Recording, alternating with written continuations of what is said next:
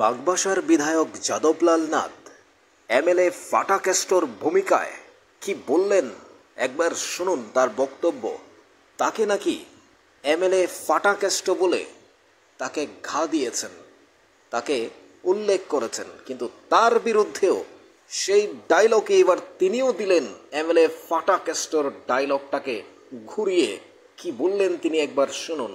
MLA ফাটা ক্যাস্টোর পূর্ণরূপে বিধায়ক যাদবলাল নাথ। সিনেমার জগতের এমএলএ ফাটা ক্যাস্টের সঙ্গে এটা তুলনা করেছেন, তারা ক্যাস্ট বলে আমাকে খোঁজা দিয়েছেন, আমাকে ঘা দিয়েছেন। আমি তাদের এই ঘাকে বুক পেতে নিয়েছি। আমি বলতে চাই, ফাটা ক্যাস্ট এমএলএ বইয়ের ডায়লগটা কি ছিল? ডায়লগটা ছিল, ফাটা ক্যাস্ট খবর শুনে না, খবর দেখে না, খবর তৈরি করে।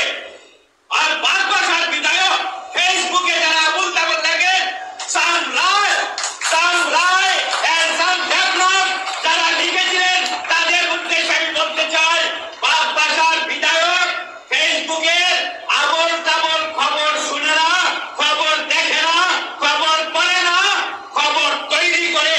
তাই তো খবর তৈরি হলো আজকে কেন্দ্রীয় বিদ্যালয় বাগবাসার মাটিতে পুরনো কলেজ কমপ্লেক্সে আজকে তার শুরুয়াত।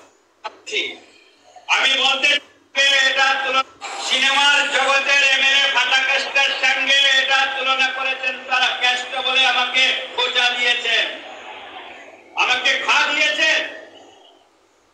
আমি তাদের এই ঘাকে বুক পেতে নিয়েছি। আমি বলতে চাই, ফাটা ক্যাস্ট এমএলএ বইয়ের ডায়লগটা কি ছিল? ডায়লগটা ছিল, ফাটা ক্যাস্ট খবর শুনে না, খবর দেখে না, খবর তৈরি করে। আর বাগবাসার বিধায়ক ফেসবুকে যারা আবুল তাবুল লেখেন, সাম রায় এন্ড সাম ডেভলপ যারা লিখেছিলেন, তাদের উদ্দেশ্যে আমি বলতে চাই,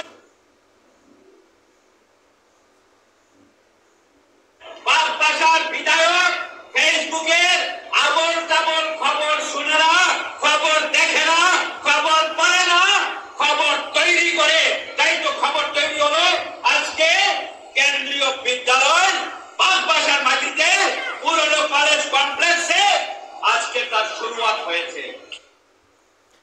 এই বাগবাসার বিধায়ক যাদবলাল নাথকে যারা এমএলএ ফাটা ক্যাস্টো বলে যারা আখ্যায়িত করেছেন, যারা তাকে ব্যঙ্গ বিদ্রুপ করেছেন, তাদের উদ্দেশ্যে এবার এমএলএ ফাটা ক্যাস্টোর ডায়লগকে ঘুরিয়ে তিনিও পাল্টা ডায়লগ দিয়ে দিলেন। অর্থাৎ এমএলএ ফাটা ক্যাস্টোর ভূমিকা নিলেন যাদবলাল নাথ বিধায়ক বাগবাসা।